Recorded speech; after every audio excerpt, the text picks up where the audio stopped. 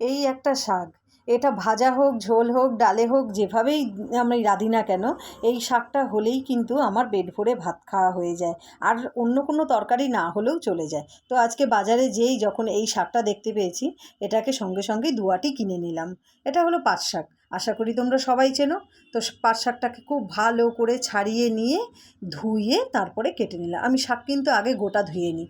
এরপরে কেটে নিলাম কি রসুন, পেঁয়াজ আর কাঁচা লঙ্কা।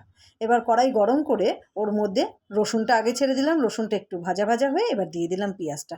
পেঁয়াজটাকে বেশ হালকা করে ভেজে নেবো, বাদামি রঙ করে। ভাজা হয়ে গেলে এবার দিয়ে দেবো কুচনো শাকটাকে।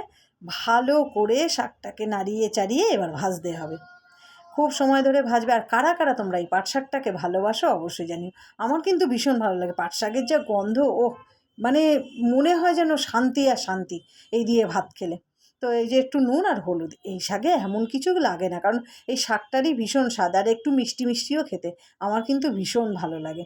তো শাকটাকে বেশ ধৈর্য ধরে মাঝারি আঁচে ভালো করে ভেজে নেব। পাট শাকের ডাল করো, ভাজা করো বা একটু ঝোল করো, যেটাই করো না কেন, পাট শাক দিয়ে ভাত হলে আর কিচ্ছু লাগে না, এ যেন অমৃত। আর বাঙালির পাতে খুব কমই আছে যে পাট শাক রোচে না।